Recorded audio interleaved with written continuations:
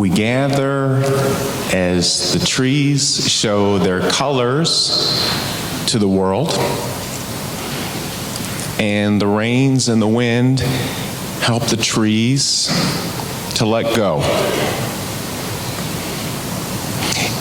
We gather to create a beloved community that creates a prayer together for the peacefulness of autumn to spread to the entire world. We gather to honor our belonging to the changing seasons and to beloved community. Welcome to our celebration of life. As Vivian lights the chalice this morning, our symbol of warmth, welcome, and our Unitarian Universalist faith, I will read the blessing from Jan Richardson. You hardly knew how hungry you were to be gathered in, to receive the welcome that invited you to enter entirely. Tentative steps became settling in. You began to breathe, and you learned to sing. But the deal with this blessing is that it will not leave you alone, and it will not let you linger. This blessing will ask you to leave, not because it is tired of you, but because it desires for you to become the sanctuary that you have found. My reading this morning comes from Jazz, a novel published in 1992 by Toni Morrison, who won the Nobel Prize for Literature in '93. Morrison, as most of us are humbly aware, is a great voice of literature in the world. Really sort of, just a tremendous, insightful leader, and the American experience and the African American experience, in many ways, I believe she is our Shakespeare. This novel, the setting here is New York, 1920s, and the voice I read in this section is the voice of the narrator sharing some intimate thoughts. I'm crazy about this city. Daylight slants like a razor, cutting the buildings in half. In the top half, I see looking faces, and it's not easy to tell which are people, which are the work of stonemasons. Below is shadow, where any blasé thing takes place. Clarinets and lovemaking, fists and the voices of sorrowful women. A city like this one makes me dream, tall, and feel in on things. There's a sense in the city right now of here comes the new. Look out. There goes the sad stuff, the bad stuff, the things nobody could help stuff. The way everybody was then and there, forget that. History is over, you all, and everything's ahead at last. In halls and offices, people are sitting around thinking future thoughts about projects and bridges and fast-clicking trains underneath. The A&P hires a colored clerk. Big-legged women with pink kitty tongues roll money into green tubes for later on. Then they laugh and put their arms around each other. Last weekend, a friend and I were hanging out in a farmer's market when we stumbled across a juggler. A dozen children sat in front of him on the sidewalk, rapt with attention. My friend and I stopped, and the juggler was rhythmically tossing the bowling pins up and down and across, and I felt myself getting into that rhythm with him and the group. And then he dropped one of his bowling pins, and one of the kids seated there kindly said, "Oh, you dropped the bowling pin, I'll pick it up for you." And the juggler said, "Hang on, I got it. And they, kids saw it and And then he got his hat back up, and some of the kids laughed a little bit. It was very quiet. And a number of the adults just smiled and were nodding at each other, saying, you know, this is cool. This is really tender. The juggler here, brave enough to wear his orange and purple outfit with his hat in the middle of the crowd wearing jeans and sweatshirts and sweaters. He's showing us about the creativity and some courage of being human, but also the foibles of being human. Yes, living our daily lives, we can juggle. We have to juggle a lot of time. We just juggle everything. But we also sure as heck flub up, and that's okay. Mistakes and shortcomings are natural, common elements of life. The spiritual question is, how do we deal with mistakes and imperfections? Let's go back to the novel Jazz by Toni Morrison.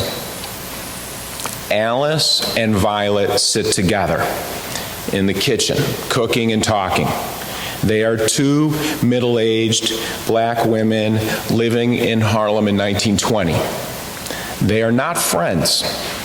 They are neighbors in the same apartment building, and suffering has brought them together. Violet is Joe's wife, and Joe had an affair with Alice's 18-year-old niece, who is now dead. And Joe is suspected of having killed the niece after she broke up with him.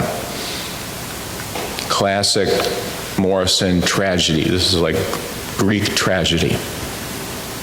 Violet, whose husband cheated on her, admits that she worries if she can keep her head above water with all this high grief. And she asks her neighbor, who has lost her niece, we born around the same time, me and you. We women, me and you. Tell me something real. Tell me something real. Don't just say, I'm grown and ought to know. I don't. I'm 50 and I don't know nothing. What about it? Do I stay with him? I want to, I think. I didn't always, but now I want some fat in this life. Alice, who's lost her niece, responds as philosopher or counselor par excellence, wake up, fat or lean, you got just one life. This is it. The two go round and round talking the way people can only when moving with vulnerability and courage. Violet ponders, okay, well then maybe I should just leave Joe, and then what? Sit around and just watch the floorboards? Alice responds, you want a real thing? I'll tell you a real one. You got anything left to you to love, anything at all, do it. So you're saying take it, don't fight? And so Alice puts down her mixing bowl real hard. She says, nobody's asking you to take it. I'm saying make it. Make it. It takes both of them a moment then, because there's a little confusion, and then they realize that they're both looking over at the frying pan where there's black smoke rising from the egg. The food is on fire. And Violet is the first to smile, then Alice. In no time, laughter was rocking them both. This was a serious laughter, more complicated, more serious than tears.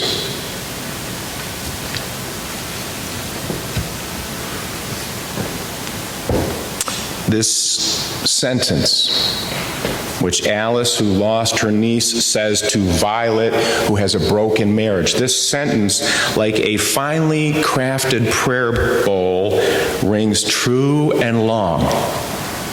You got anything left to you to love? Anything at all, do it. Now, I have to say I wrestled with this a lot. From 2019, looking back, straight white guy, reading Morrison. But so I say, I do not interpret this passage as Toni Morrison or her character Alice encouraging Violet to return to her marriage to simply take whatever she gets from her husband, Joe, who's certainly troubled and probably dangerous. I hear this statement, you got anything left to you to love, anything at all, do it, as encouragement to acknowledge the pain and the grief that exists and the love for what is still good and true, and use it all. Use tumult and strife as catalysts for transformation. Accept what is so that you can get a little more emancipation from the bonds of coulda, shoulda, woulda. Belonging to imperfection can open us up to move with more freedom and creativity into the next chapters of our existence. Belonging to imperfection of life allows us to love what we have.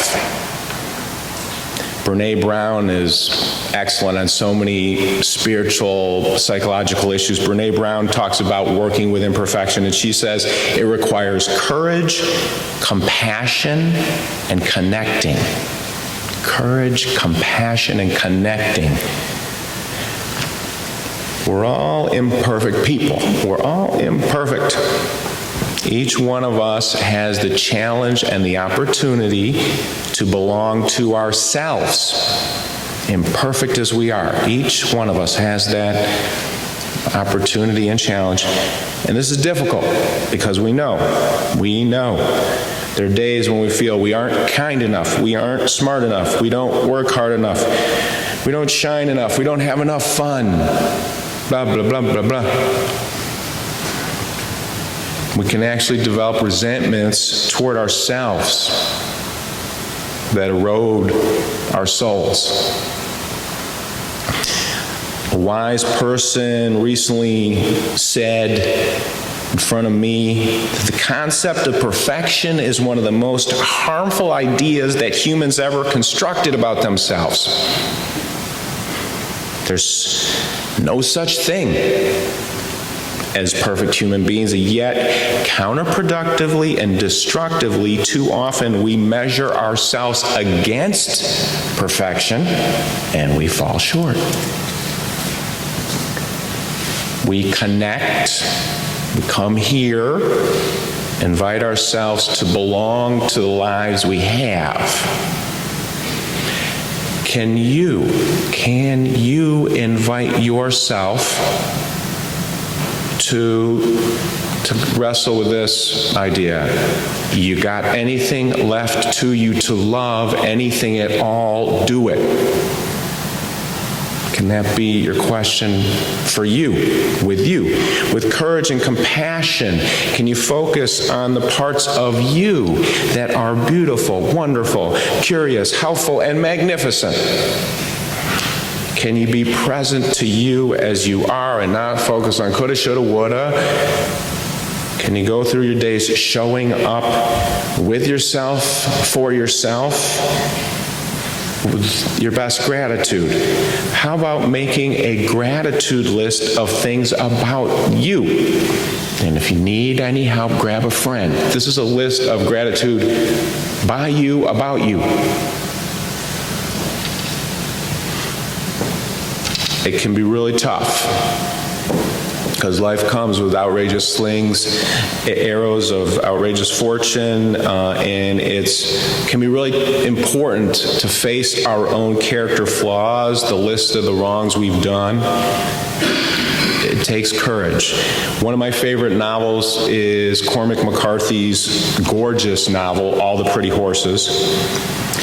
An older woman in the novel, Maria, tells a story of her life to a young cowboy, John Grady. Maria speaks of being 16 and facing a hard decision. She says, "I knew that what I was seeking to discover was a thing I'd always known. That all courage is a form of constancy, that it is always himself that the coward abandoned first. After that, all other betrayals come easily. It is always himself that the coward abandoned first." We come here. We connect with supportive people to help each other to stay strong and compassionate, to not abandon ourselves, but rather to belong to our true selves.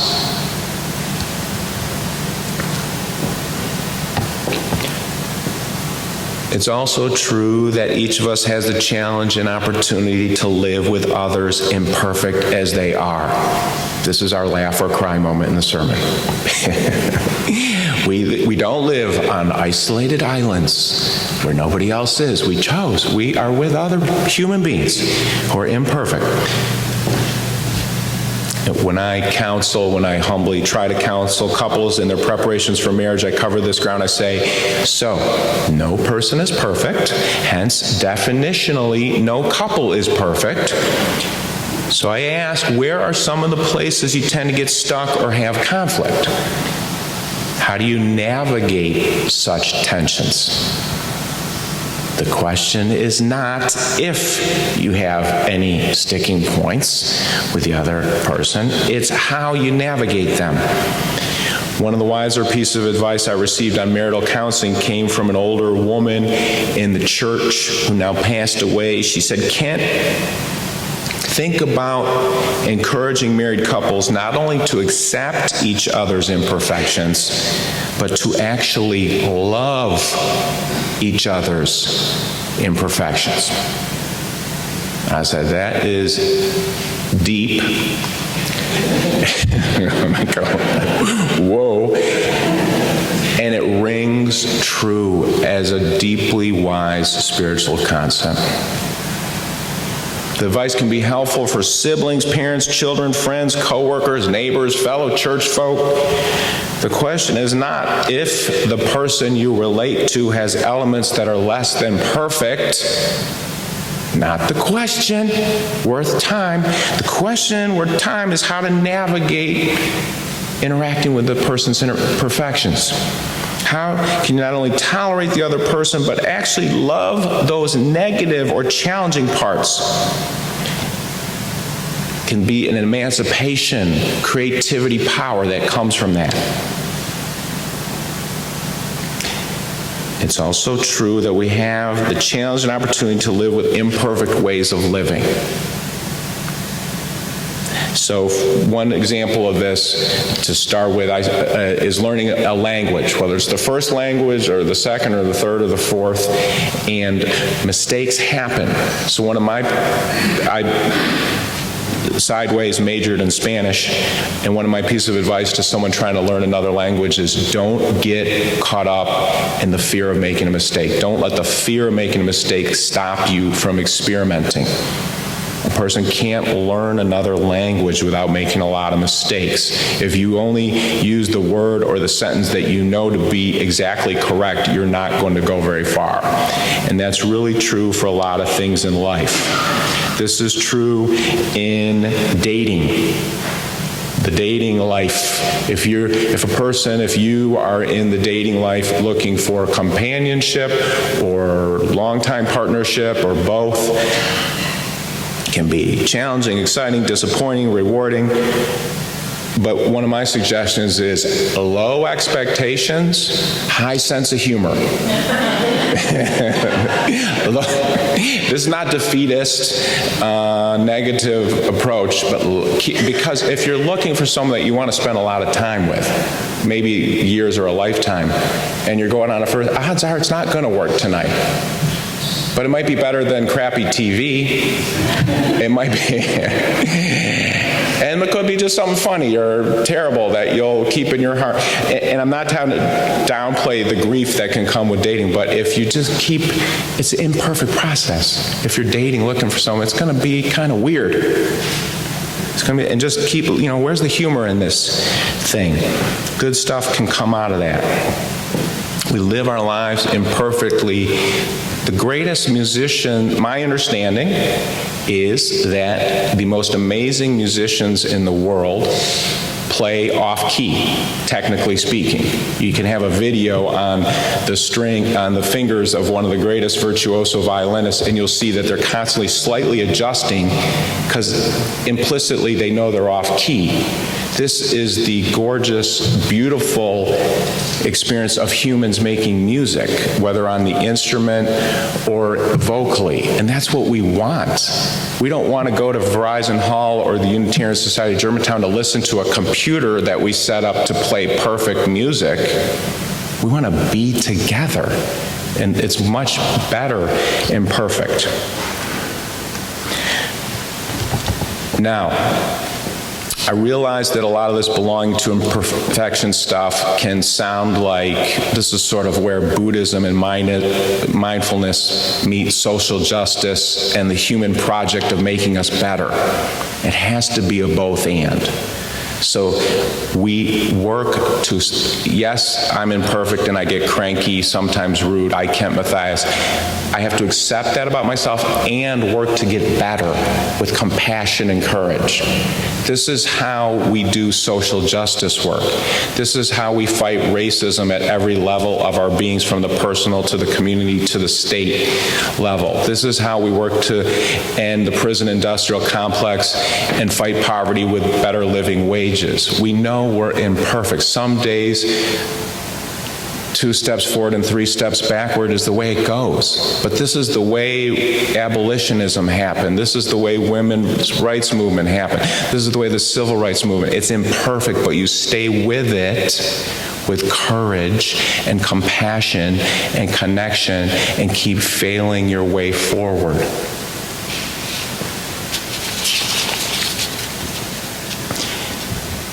Near the end of the novel, Violet and Joe are sitting in their apartment, and their friend Felice knocks on the door. She has a new album, new record of a big band they want to hear. They place it on the phonograph. People with very imperfect lives. They start to dance. Roll up the rug, move it out of the way, start to dance right in the middle of the living room, claiming their own power and creativity to belong to themselves, to each other, to this life, imperfect as it is. May we do the same. I'm going to invite you to join me in the closing words, which are number 580 in the gray hymnal. And this is not a call and response. This is just a reading. And we are going to do this with courage and compassion. We're going to read together imperfectly. I'll give you a minute to get it open.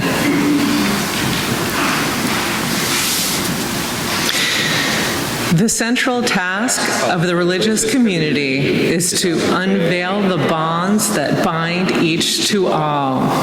There is a connectedness, a relationship discovered amid the particulars of our own lives and the lives of others. Once felt, it inspires us to act for justice. It is the church that assures us that we are not struggling for justice on our own, but as members of a larger community.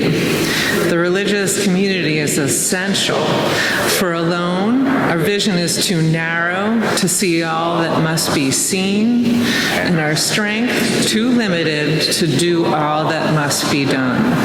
Together, our vision widens and our strength is renewed. Very nice. Yeah, it's very nice.